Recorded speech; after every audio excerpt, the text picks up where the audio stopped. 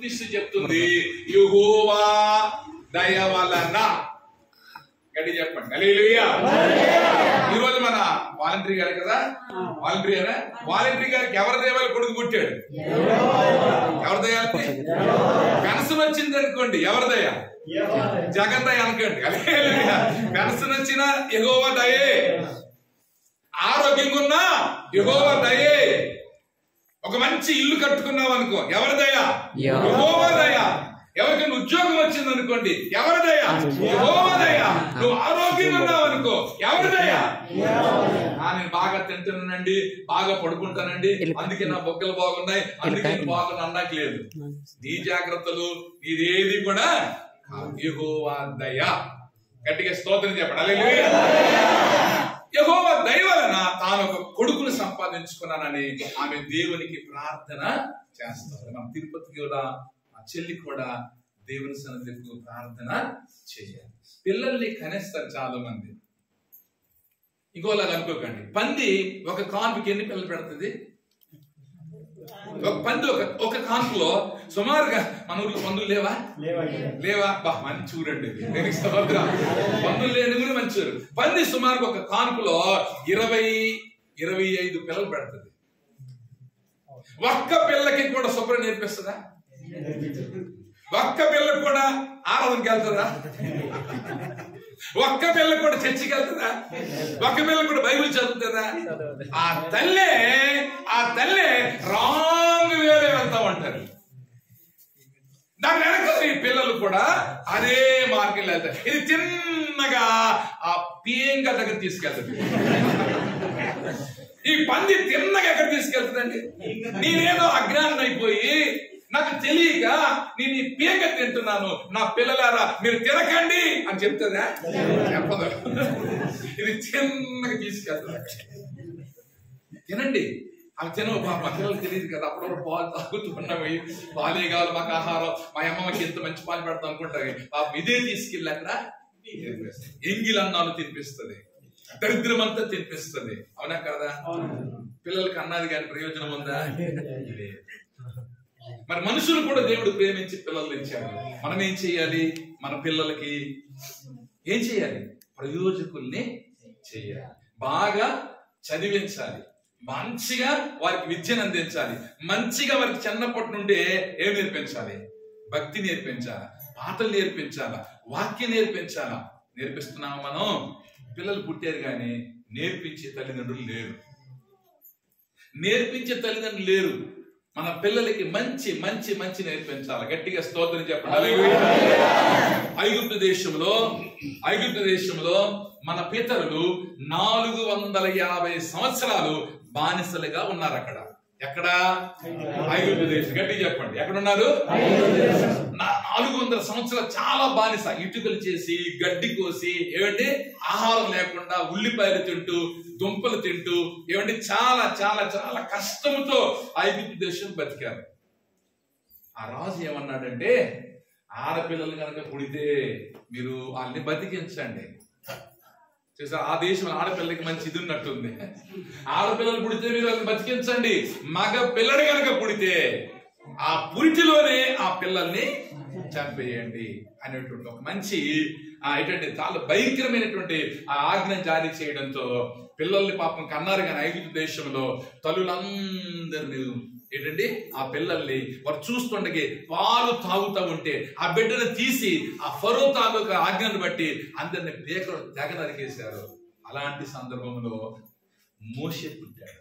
స్తోత్రం. ఏ సందర్భంలో పుట్టాడు మోషే? మంచి కఠినమైనటువంటి పరిస్థితులు. వీడు వర్షాకాలంలో పుట్టాడు. వీడు పుట్టిన తర్వాత వర్షాలు ఎక్కువయ్యాయి. నీ ప్రాంతానికి వీడు దీవెన తెచ్చినట్టే లెక్క. ఆమేన్. అవునా కాదండి? ఎండిపోయిన భూములన్నీ నీ కొడుకు దయ వల్ల చల్లగా ఉన్నాయి. అది వీడికి ఏం పేరు పెడతాం? వర్షమని పెడతావా? ఏమండి, కొంతమంది పుడితే కొన్ని కార్యాలు జరుగుతాయి, కొంతమంది పుడితే ఏమండి కొన్ని దరిద్రాలే వెంటాడుతూ ఉంటాయి. జాగ్రత్తగా గమనించండి. ఏ తల్లికి అడగండి, వీడు పుట్టిన తర్వాత అండి నేను భూమి సంపాదించుకున్నాను, వీడు పుట్టిన తర్వాత అండి మా ఇంటికి అన్ని కలిసి వచ్చాయి, వీడు పుట్టిన తర్వాతేనండి మేము ఐశ్వర్యవంతులు అని కొంతమంది బిడ్డల గురించి ఆ తల్లిదండ్రుల సాక్ష్యం చెప్తాం.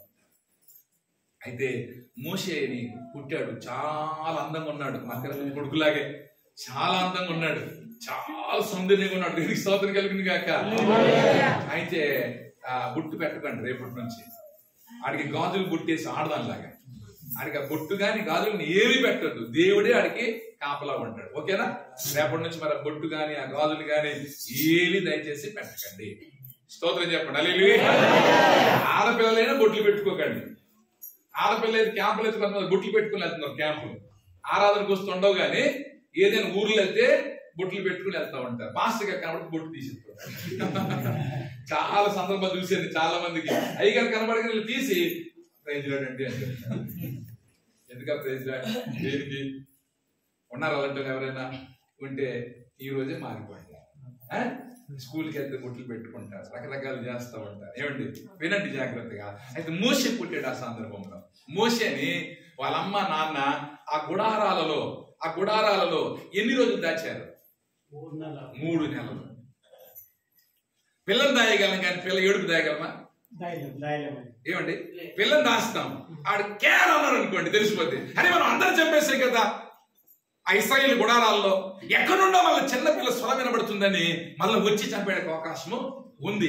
చాలా జాగ్రత్త దాశారు. ఆ తల్లి రోజు ప్రార్థన, ప్రభువా నా బిడ్డ ఏడవకుండా చూడండి, ఏడు వినబడితే కనుక వచ్చి చంపేస్తారయ్యా, అయ్యా నా కొడుకుని బతికించండి అని ప్రార్థన చేస్తామంటే ఎంత ఏడకుండా ఉంటాడండి పిల్లడు.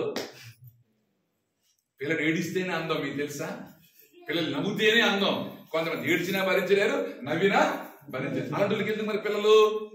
మా ఊర్లో ఒక అమ్మాయి గాజుల రోడ్లో మొన్ననే ఒక బాబుని కన్నది, వచ్చింది. అయ్యారు ప్రార్థన చేయండి. ఎందుకమ్మంటే వీడు ఏడు చేస్తుండే కదా, ఇది ఏంటంటే నాకు నిద్ర పట్టనివ్వకుంటున్నాను. అదేటమ్మా ఈ కొడుకు కోసం కదా అయ్యా ప్రార్థన చేయండి, గర్భం రావాలి అన్నావు, వీడు పుట్టిన తర్వాత ఇదేటమ్మా ఈ మాట అంటే నాకు నిద్ర పట్టనివ్వు. ఏ పట్టనివ్వట్లేదట, అదేనండి ఆనందం. హల్లెలూయా. ప్రార్థన చేయండి అంటుందట. సరే ప్రభువా ఈ తల్లికి మంచి నిద్ర ఇవ్వండి, కొడుకుని కూడా మీరు దీవించండి. మా కేమ చూసుంటది బాబుని, ముందు వరుసలో కూర్చుంటారు. దేని స్తోత్రం కలిగి శారద కూడా చూస్తుంటారు. ఆ సంఘానికి 2-3 పర్యాయాలు వాళ్ళ నాతో పాటు ఆరాధన కూడా వచ్చారు. దేవుడి పిల్లలు ఇవ్వడం ఎంతో సంతోషం, ఎంతో భాగ్యం. చాలా మంది ఇంకా పెళ్ళైన 10 సంవత్సరాలు, 6 సంవత్సరాలు, 20 సంవత్సరాలైన సంతానం లేని వారు కూడా ఉంటారు. అలాంటి వారు కూడా దేవుడు తప్పకుండా కార్యాలు చేస్తాడు. హల్లెలూయా. 113వ కీర్తన ఏముందంటే, ఆయన సంతు లేని దానిని ఇల్లాలుగా చేసే దేవుడు, కుమారులు గల సంతోషం గల తల్లిగా చేసేటువంటి దేవుడు. పెళ్ళైనాక సంతానం లేదని బాధపడకండి, దేవుడు తప్పకుండా తిరుపతికి ఇచ్చిన దేవుడు మీకెందుకు ఇవ్వడు? దేవుని స్తోత్రం కలుగును గాక. తప్పకుండా దేవుడు ఇస్తాడు. ఆ మోషేని పెంచారు. ఇక ఆ మోషేని పెంచలేక, ఆ మోషేని దాచలేక ఏం చేశారంటే, నైలు నదిలో ఆ బిడ్డని ఒక పెట్టి తయారు చేసి ఆ పెట్టి లోపల బావుని పెట్టేసి ఆ నదిలో వదిలేశారు. ఎక్కడున్నా చేస్తాడు, అవునా కదా? ఏడు వినబడి చేస్తాడు కదా, నీటిలో వెళ్తాడు, అక్కడేదో వీలైతే చచ్చిపోతాడు. దేవుడు దయ ఉంటే, ఆమె చెప్పండి, ఏముంటే? దేవుడు దయ ఉంటే నా కొడుకు బతుకుతాడు. నా కళ్ళతో ఆ కత్తితో నరిగితే నేను చూడలేను, వదిలేస్తాను, ఏమైతే అయిందని నమ్మకంతో ఆ బిడ్డని ఆ తల్లి వదిలేసింది. దేవుని స్తోత్రం. అందంగా ఉన్నాడు, బంగారంలాగా విరిసిపడిపోతున్నాడు ఆ మోషే. కరెక్ట్ గా అదే నైల్ నదిలో ఆ ఫరో రాజు గారి కూతురు స్నానము చేస్తాడు. తిన్నగా ఎవరికి దొరికాడంటే రాజు కూతురికి దొరికాడు. గట్టిగా స్తోత్రం చెప్పండి. యెహోవా దయ ఉంటే, యెహోవా సంకల్పం ఉంటే, దేవుని కృప ఉంటే, దేవుని ప్రేమ ఉంటే మీ మీదకి మరణము రాకుండా దేవుడే కాపాడగల సమర్థుడు. ఆమేన్. దేవుడు కాపాడగల సమర్థుడు. ఆమేన్. ఆ కూతురికి దొరికాడు. ఆ కూతుర్ని ఆ మోషే చూడగానే ఆమె సంతోషంతో అవధులు లేవు, చాలా హ్యాపీ అవుతుంది. కరెక్ట్ గా ఆ బిడ్డను తీసుకొని ఇక ఇలా ఒడిలో పెట్టుకొని అలాగా ఆ బిడ్డను మురిసిపోతున్న సమయంలో ఆ మోసే అక్క అక్కడికి వచ్చింది. అక్క పేరు చెప్పండి. ఏం పేరు? మిరియాం. మిరియాం అందరనండి. మిరియాలు గుర్తుంటే మిరియాం వచ్చేస్తుంది. హల్లెలూయా. చారులో వాడతాం కదా మిరియాలు. చెప్పండి మిరియాము అందరనండి. మిరియాము వచ్చింది మళ్ళా ఎవరి దగ్గరికి? ఆ రాజుగారి కూతురు దగ్గరికి. అమ్మా చాలా మంది ఇశ్రాయేలీయులు తల్లులు పోగొట్టుకున్నారు, పిల్లలు పోగొట్టుకున్నారు. ఈ బిడ్డకి పాలిచ్చి పెంచడానికి ఇశ్రాయేలీయుల్లో ఒక తల్లిని తీసుకొస్తాను, మీరు ఓకే అంటే అని చెప్పి. హల్లెలూయా. తిన్నగా వెళ్ళిందండి ఎవరి దగ్గరికి? కన్న తల్లి దగ్గరికి. ఆమేన్. తిన్నగా కన్న తల్లి దగ్గరికి వెళ్ళి, అమ్మా నీకు దేవుడు గుడ్ న్యూస్ చెప్తున్నాడు. హల్లెలూయా. ఏంటమ్మా గుడ్ న్యూస్? నా కొడుకుని వదిలేశాను నీటిలో, అది చచ్చిపోయి ఉంటాడు, నేను దుఃఖంతో ఏడుస్తుంటే, నేను బాధలు ఉంటే గుడ్ న్యూస్ అంటవేటమ్మా అని ఆ కూతురుతో అంటారు. నిజంగా మరి గుడ్ న్యూస్ చెప్పు, పని ఏంటో శుభవార్త చెప్పు, ఏంటా వార్త చెప్పు. అమ్మ తెలుగు అర్థమవుతుందా? అర్థమవునట్టు నా తల దించేవారు, చెప్పుకో అన్నట్టు. సరే చెప్పేస్తాను, దేవుడే నీకు అర్థం చేసుకుని ఏంటో శుభవార్త చెప్పంటే, నీ కొడుకు నా తమ్ముడు రాణి గారికి దొరికాడు. ఆమె ఆ రాణి గారు చెప్పడం విన్నాను, ఈ బాబుని నేను పెంచుకుంటాను అన్నది. హల్లెలూయా. ఈ బాబుని నేను పెంచుకుంటాను అని నా చెవులారా విన్నాను ఆ మాట. అమ్మా తమ్ముడికి హాని జరగదమ్మా. అయితే నీకు ఛాన్స్ ఏంటంటే నీ కొడుకుకి నీవే పాలిచ్చి పెంచే అవకాశం దొరికింది. చప్పలు కొట్టి గట్టిగా. చచ్చిపోతాడు అనుకునేటువంటి అబ్బాయికి ఒక నూతన జీవాన్ని దేవుడు ఇచ్చాడు. ఆ తల్లి ఆ బిడ్డకి పెడుతుందండి. ఇప్పుడు ఆ ఫరో కూతురికి తెలియదు నిజంగా ఈవిడే తల్లి అని. దేవుడికి స్తోత్రం. ఒక తల్లి ఏమో మోషేకి విద్య, ఒక తల్లి ఏమో మోషేకి దైవికమైన క్రమశిక్షణ నేర్పిస్తుంది. ఆమేన్. ఒక తల్లి ఏమో ఏం నేర్పిస్తుంది? రాజుగారి కూతురు కదా, రకరకాల విద్యలు, రకరకాల ఏంటంటే ఆ సావధానం, రకరకాల అన్ని నేర్పించింది. మోసే మంచి విద్యావేత్త అయిపోయాడు, మంచి ప్రయోజకుడు అయిపోయాడు. ఈ తల్లి మాత్రం పాలుపెడుతూ చెప్తుంది, ఇక్కడ ఉన్న వారందరూ కూడా నీ పితరులు, ఇక్కడ బానిసలుగా పనిచేస్తున్న వాళ్ళందరూ కూడా నీ రక్త సంబంధికులు. 400 సంవత్సరాలు ఉన్నారు నాన్న, ఎలాగైనా నువ్వు పెరిగి పెద్దవాడవై వాళ్ళందరినీ కూడా నీవే కానానికి నడిపించాలి. దేవుడికి స్తోత్రం కలుగునుగా. పాలు పెడుతూ చెప్తుంది మాటలు, పాలు పెడుతూ మీ బాబుకి ఆ మాటలు చెప్పాలి. హల్లెలూయా. రే నువ్వే సండే స్కూల్ నడిపించాలి అన్నాడు. హల్లెలూయా అనలేదు. నువ్వే సండే స్కూల్ నడిపించాలి, నువ్వే పాటలు పాడాలి. మీతో పాడతారు, పాటలు పాడతారా? అతను శంకర్ అవుతాడు. హల్లెలూయా. శంకర్ అవుతాడు. మనం శంకర్లు అయితే మన పిల్లల్ని కూడా శంకర్లుగా తయారు. చూడండి లోకంలో డాక్టర్ అయితే ఆ కొడుకుని ఏం చేస్తారు? వాళ్ళు డాక్టర్ని చేస్తారు.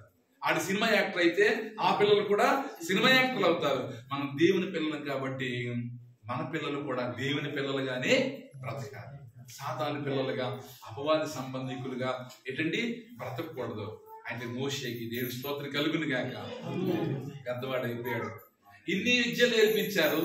ఆ కన్నతల్లి ఎన్ని నేర్పించింది కానీ ఆ మాటలు అతని మనసులోకి ఎక్కలేదు. కానీ ఈ పాలు పెట్టి పెంచిన తల్లి మాటలే అతని మనసులోకి అలాగా భద్రపరుచుకున్నాడు. స్తోత్రం చెప్పండి.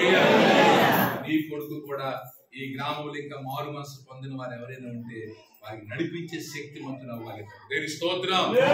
చిన్నప్పటి నుంచి అభిషేకంతో పెంచాలి. చిన్నప్పటి నుంచే ఏంటండి గొప్పగా పెంచాలి. దేవుని స్తోత్రం కలుగును గాక. చిన్నప్పటి నుండి మందిరంలో పెరిగి ఒక అబ్బాయి, చెప్పండి అతని పేరు. చిన్నప్పటి నుండి మందిరంలో పెరిగి ఒక అబ్బాయి. అసలు మందిరంలోనే ఆ తల్లి ఆ బిడ్డని కన్నాది. ఎవరు ఆవిడ? అన్న మందిరంలోనే ఆ బిడ్డని కన్నదండి. మందిరంలోనే పాలు పెడుతుందండి. మందిరంలోనే పరిచయం చేస్తా ఉందండి. అంత మందిరంలోనే ఆయన వచ్చాడు. ఇంకా రావా ఇంటికి అని అడిగాడండి. ఆమె నా బిడ్డ పాలు విడిచిపెట్టే వరకు నేను పాలు వదిలేదాకా నేను రాను, ఇంటిలో పని ఎలా ఉంటాను గున్ని, నేనైతే రానంటే ఆ భర్త కూడా అన్నాడు, సరే నీకు ఏది మంచిదో అదే చెయ్యి. ఈరోజు చాలా మంది భర్తలు గుడికి వెళ్తామంటే పంపించరు. పని ఉంది పద అంటారు. గుడి దగ్గర ఉండి అంటారా? పని అయిన గుడికి వెళ్దామని అంటారు, పని అయిన చర్చికి వెళ్దామని అంటారు. కానీ ఆయన అలాగలేదు, నీకు ఏది ఇష్టమో అది ఇచ్చేయి. నేను స్తోత్రం. ఆ బిడ్డ పాలు విడిచిపెట్టేసిన తర్వాత ఆ తల్లి ఏం చేసింది?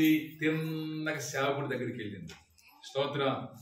చిన్నగా పాస్టర్ గారి దగ్గరికి వెళ్ళి ఆ పాస్టర్ గారు ఏం చెప్తుందంటే, అయ్యా ఒక రోజు నేను చాలా దుఃఖంతో, చాలా మనోవేదనతో, చాలా కన్నీటితో ఇదిగో మీ దగ్గరకు వచ్చి ప్రార్థన చేశాను నేను. ఆ రోజు మీరు నాకు ఆశీర్వదించారు. వచ్చే ఏటకల్లా నీ కడుపులో ఒక కొడుకు పుడతాడని మీరు చెప్పారు అయ్యగారు. మీరు అన్నట్టుగా నా కొడుకు పుట్టాడు. ఈ కొడుకుని నేను దేవుని సేవకి ఇచ్చేస్తున్నాను. చెప్పండి కొట్టి గట్టిగా. ఇచ్చిందండి దేవునికి. దేనికి ఇచ్చిందట? మనకి పిల్లలు పుడితే ఏం చేస్తాం? ఇంజనీర్నో, డాక్టర్నో, లేకపోతే ఏదో చేస్తాం. కానీ మొదటి పిల్లల్ని, మొదటి సంతానం, మళ్ళా గుడ్రాలుగా పేరు పొందిన ఆమె ఈ కొడుకుని పట్టుకుని సంతోషించాలి. రెండోసారి కనుక పుడితే ఇస్తాలే దేవునికి అనుకోలేదు ఆవిడ. ఎప్పుడైనా ప్రథమ ఫలము దేవునిది. అమ్మ విశ్వాసులారా, మీ పంటలో గాని, మీ గొర్రెలో గాని, మీ మేకల్లో గాని, మీ పశువుల్లో గాని మొదట ఈనిందంటే అది దేవునికి ఇవ్వాలి. ప్రథమ ఫలము దేవునిది. మీరేం చేస్తారంటే అవి మీరే వాడేసుకుంటున్నారు. బైబిల్లో ఉంది ప్రథమ ఫలం దేవునిది. లేవీకాండ చదవండి. ప్రథమ ఫలము దేవునిది.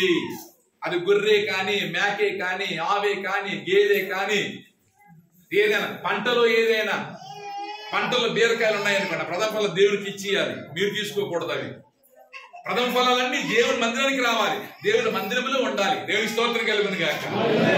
అలాగే మనిషి పిల్ల కూడా, మనుషులు పిల్లలు కూడా ఎవరికి ఇవ్వాలట? దేవుడికి ఇవ్వాలి. స్తోత్రం. అన్న వాక్యానుసారంగా ఆ బిడ్డ తీసుకొచ్చి ఆ సేవకుని చేతులు పెట్టిందండి. దేవుడి స్తోత్రం కలుగును గాక. ఆ సేవకుని చేతులు పెట్టి ఆ సేవకుడు ఆ బిడ్డకి ప్రార్థన చేస్తూ ఉన్నాడు.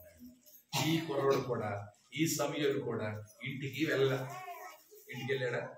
అమ్మ నాకు గుర్తు వస్తుందండి, నాకు సీరియల్ చూడడం అలవాటండి, నాకు మొబైల్ చూడకపోతే అవ్వదండి అన్నాడు. అక్కడే పెరిగాడు. అయ్యగారి కాలు అలాగ పడుతున్నాడు, అయ్యగారికి తల అలా పడుతున్నాడు, అయ్యగారికి ఒళ్ళంతా చక్కగా అర్థం చేస్తున్నాడు, మందిరం అంతా బాగా తుడుస్తున్నాడు, మందిరం అంతా శుభ్రంగా క్లీన్ చేస్తున్నాడు. అంత అయిపోయిన తర్వాత సమయంలో మోకరించి ప్రార్థన చేస్తున్నాడు. కొంచెం అలసిపోతే మందిరం దగ్గరే పడుకుంటున్నాడు. కొంచెం అలసట వస్తే మందిరం దగ్గరే పడుకుంటున్నాడు. ఇలాగ జస్ట్ కన్ను మూస్తే చాలు దేవుని స్వరం సమయంలోకి వెళ్ళాలి. కన్ను మూస్తే చాలు సమయలు అని పిలుస్తున్నాడు దేవుడు. ఇదేంటిది? ఏంటిది ఈ స్వరం? నిద్ర పట్టట్లేదు సమయానికి. అంత ప్రత్యక్షత. తల్లికి ఒక సాక్ష్యం ఉంది, తండ్రికి ఒక సాక్ష్యం ఉంది. ఏంటంటే ఆ పిల్లాడికి కూడా ఒక సాక్ష్యము ఉంది. కొంతమంది తల్లిదండ్రులు ఉంటారు, తండ్రి తాగుబోతు, తల్లి నిద్రపోతు. మీకు తెలుసా? తండ్రి ఏమో తాగుబోతు, అడుగురాల్లో తిరుక్కుని వస్తాడు.